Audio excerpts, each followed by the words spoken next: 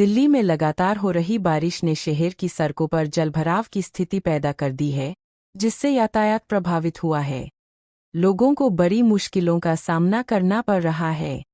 प्रधानमंत्री नरेंद्र मोदी ने स्वच्छता ही सेवा अभियान की शुरुआत की है, जिसमें नागरिकों से स्वच्छता के प्रति जागरूकता फैलाने का आह्वान किया गया है। भारत और अमेरिका के बीच व्यापारिक संबंधों को और मजबूत करने के लिए दोनों देशों ने नए व्यापार समझौतों की ओर कदम बढ़ाए हैं। देश में कोरोना वायरस के नए मामलों में गिरावट देखने को मिली है, जिससे लोगों को राहत मिल रही है और सरकार के कोविड प्रोटोकॉल में भी बदलाव हो सकता है। केंद्र सरकार और किसान नेताओं के बीच कृषि बिल को लेकर नए सिरे से वार्ता का दौर शुरू हुआ है, जिसमें दोनों पक्षों के बीच बातचीत जारी है। उत्तर प्रदेश में महिलाओं की सुरक्षा को लेकर मुख्यमंत्री ने एक नए कानून की घोषणा की है, जिसमें महिलाओं के खिलाफ अपराध को लेकर कड़ी सजा का प्रावधान है। बिहार के कई जिलों में बाढ़ से भारी तबाही मच चुकी है, जिसमें सैकड़ों लोग प्रभावित हुए हैं। राज्य सरकार ने राहत कार्यों की शुरुआत कर दी है। दिल्ली पुलिस ने नशे के कारोबार में शामिल एक अंतर्राष्ट्रीय गिरोह का पर्दाफाश किया है, जिसमें कई गिरफ्तारी भी की गई है और भारी मात्रा में मादक पदार्थ बरामद हुए हैं।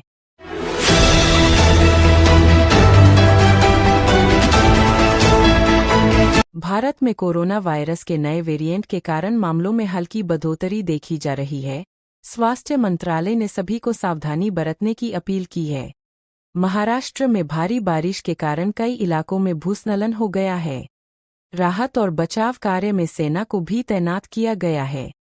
टोक्यो पैरालंपिक्स में भारत के खिलाड़ियों ने रजत और कांस्य पदक जीतकर देश का नाम रोशन किया है। इन खिलाड़ियों की मेहनत को देश भर से सराहना मिल रही है। कोलकाता में 25वीं कोलकाता अंतर्राष्ट्रीय फिल्म महोत्सव की शुरुआत हुई है, जिसमें दुनिया भर के फिल्म निर्माता और कलाकार शामिल हो रहे हैं। उत्तराखंड में राज्य स्तरीय खेल प्रतियोगिताओं का आयोजन किया गया है, जिसमें राज्य के विभिन्न हिस्सों से खिलाड़ी अपनी प्रतिभा का प्रदर्शन कर रहे हैं। तमिलनाडु सरकार ने कोरोना के बढ़ते मामलों को देखते हुए लॉकडाउन की अवधि को बढ़ाने का निर्णय लिया है। इस फैसले से राज्यवासियों को नई राहत मिलेगी।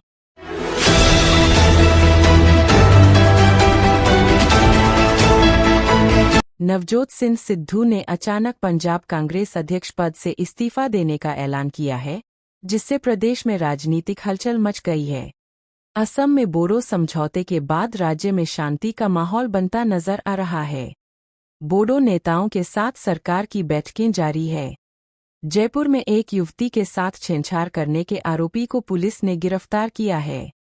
पुलिस मामले की गहराई से जांच कर रही है।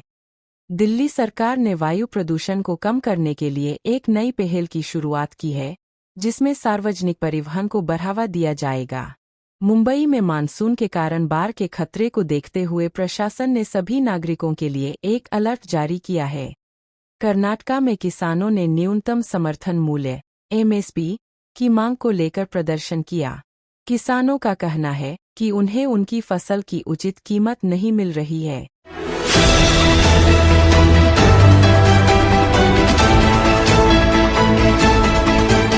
राजस्थान सरकार ने महिलाओं की सुरक्षा को ध्यान में रखते हुए एक विशेष मोबाइल ऐप लॉन्च किया है, जो आपातकालीन स्थिति में मदद करेगा। सिक्किम राज्य में पर्यावरण सुरक्षा को लेकर एक नया अभियान शुरू किया गया है, जिसमें सभी नागरिकों को प्रदूषण कम करने की दिशा में जागरूक किया जाएगा।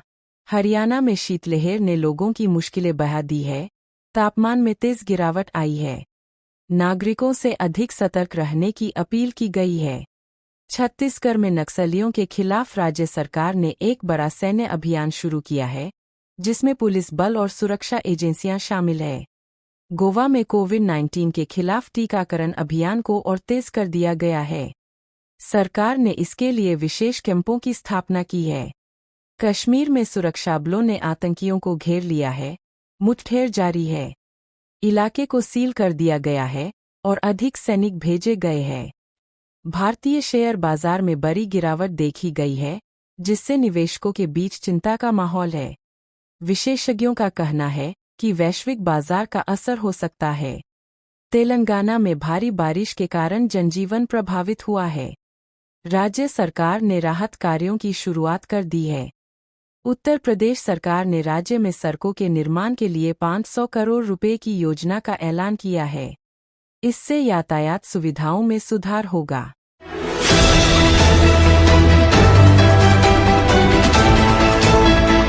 राजस्थान सरकार ने समाज में नैतिकता को बढ़ावा देने के लिए नई योजनाओं की शुरुआत की है, जिनमें शिक्षा और जागरूकता अभियान शामिल है।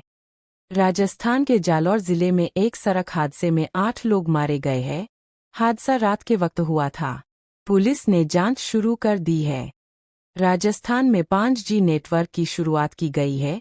यह डिजिटल इंडिया के उद्देश्य को आगे बढ़ाने के लिए महत्वपूर्ण कदम है। गुजरात में बिजली संकट के कारण कई जिलों में अंधेरा छा गया है। राज्य सरकार ने सुधार के लिए कदम उठाए हैं। पश्चिम बंगाल में शिक्षकों की भर्ती में घोटाले का खुलासा हुआ है। राज्य सरकार ने जांच का आदेश दिया है।